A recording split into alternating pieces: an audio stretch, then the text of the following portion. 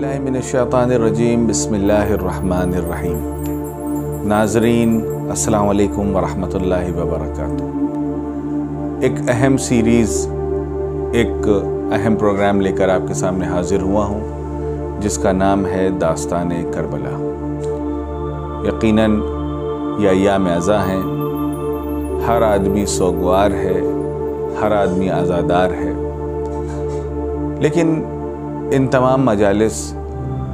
तमाम अंजुमन, तमाम नौहे ख़ानी के दरमियान में एक अनोखा और एक डिफरेंट प्रोग्राम लेकर के हम आपके सामने हाज़िर हुए हैं, जिसमें अपने यूथ के लिए, अपने बच्चों के लिए, अपने नौजवानों के लिए एक मैसेज है और एक ऐसा प्रोग्राम है जिसके ज़रिए से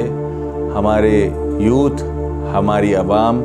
करबला की एक बेहतर अंडरस्टैंडिंग हासिल कर सकती है। हमारी कोशिश ये होगी कि उन वाक़यात, उन इंसिडेंट्स का रोज़ाना के एतबार से ज़िक्र किया जाए जो मैदान करबला में इमाम हुसैन के लिए पेश आए। मसलन पहली माह मुहर्रम को मैदान करबला में क्या हुआ, दूसरी माह मुहर्रम को मैदान करबला में क्या हुआ। क्योंकि आम तौर पर जब हम मजालिस में शिरकत करते हैं तो फिर सिर्फ़ और सिर्फ आखिर में मसाइब का ज़िक्र होता है, जो कि सिर्फ़ एक दिन का वाक़या है, रोज़े आशूर का, और उसमें भी तमाम शुहदा का ज़िक्र नहीं हो पाता है, और सिर्फ़ कुछ मखसूस शुहदा का ही ज़िक्र होता है। लिहाजा इस प्रोग्राम में हमारी कोशिश ये होगी कि रोज़ाना के अखबार, रोज़ाना की ख़बर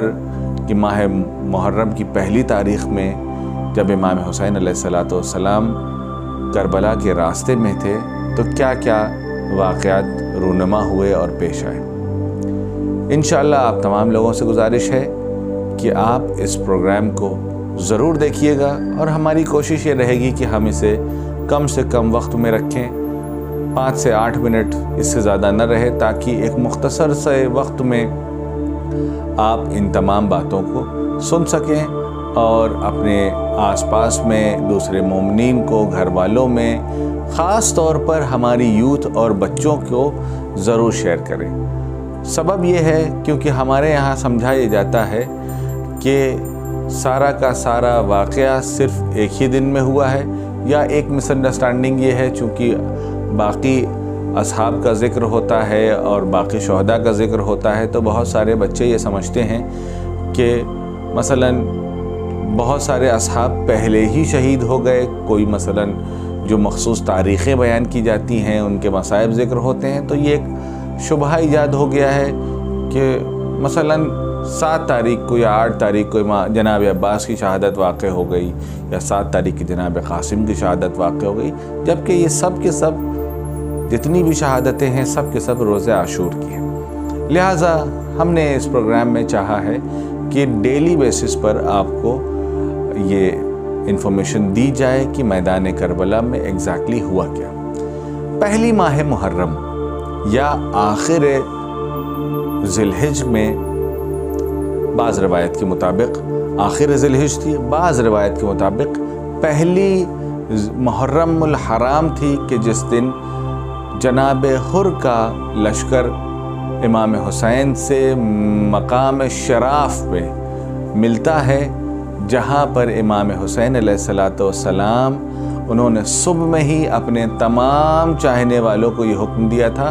कि अपने मशकीज़ों को भर लें, अपने ज़रफ़ों को पानी से पुर कर लें।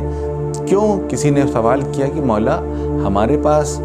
इतना पानी है कि हम अपनी अगली मंजिल तक बिना पानी भरे हुए जा सकते हैं, लेकिन मौला ने हुक्म दिया कि कुछ ऐसे लोग आने वाले हैं कि जिनके लिए हमें पानी की ज़रूरत होगी।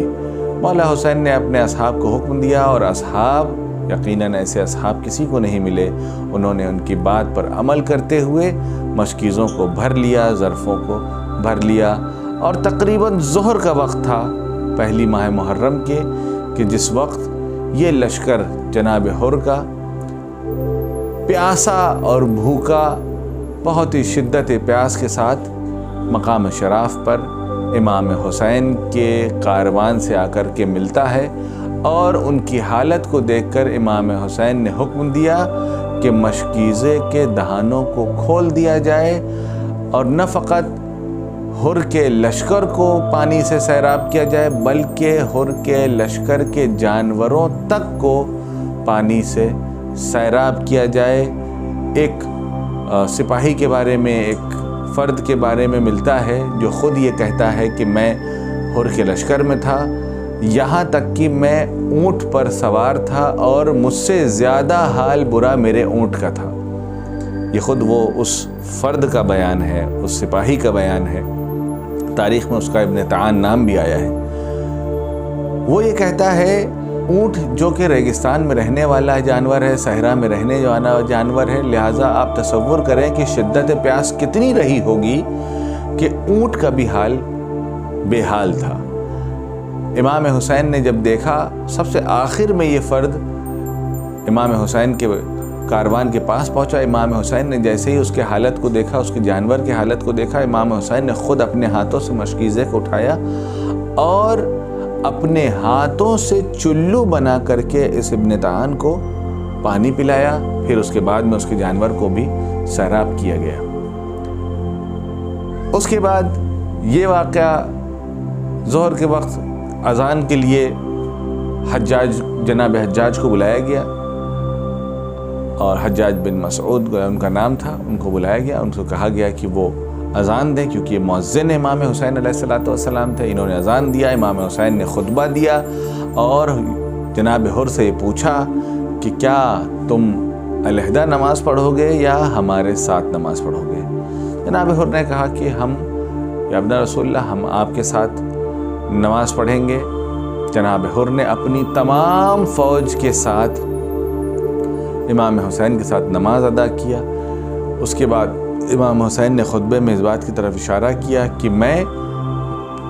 اپنی مرضی سے کوفے کی طرف نہیں جا رہا ہوں، بلکہ امام نے اپنے ایک صحابی سے کہا کہ جاؤ ان 2 بورے کو لے کر کے آؤ جس میں اہل کوفہ کے خطوط ہیں۔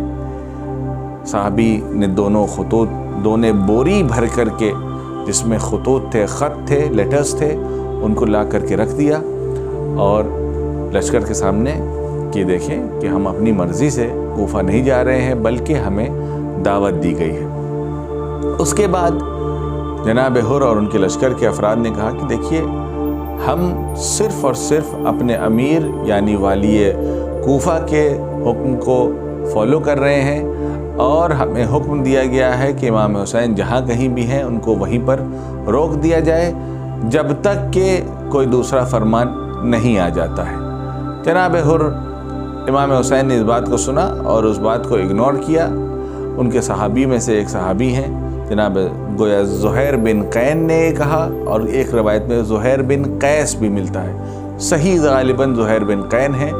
زہیر بن قین نے کہا کہ مولا ابھی ان کی تعداد کم ہے، حالانکہ ہماری بھی تعداد کم ہے، لیکن ہمیں اس بات پر بھروسہ ہے کہ ہم ان کا کام تمام کر سکتے ہیں اور اپنی منزل کی طرف آگے بڑھ سکتے ہیں۔ لیکن امام حسین نے حکم دیا کہ دیکھو زہیر، ہم جنگ کا آغاز نہیں کریں گے، اور آخر میں یہ طے ہوا کہ امام حسین کے ساتھ ساتھ جناب حر کی فوج بھی دھیرے دھیرے آگے بڑھے گی، اور جناب حر نے کہا کہ دیکھیے میں آپ کو اجازت نہیں دے سکتا ہوں کہ آپ کوفے کی سمت بڑھیں، لہٰذا ایک ایسے سمت میں، ایک ایسے ڈائریکشن میں بڑھتے ہیں جو نہ مدینے کی طرف واپس جائے گا اور نہ آگے کوفے کی طرف جائے گا۔ لہٰذا امام حسین کے ساتھ ساتھ جناب حر بھی آگے بڑھنے لگے۔ اگلی منزل پر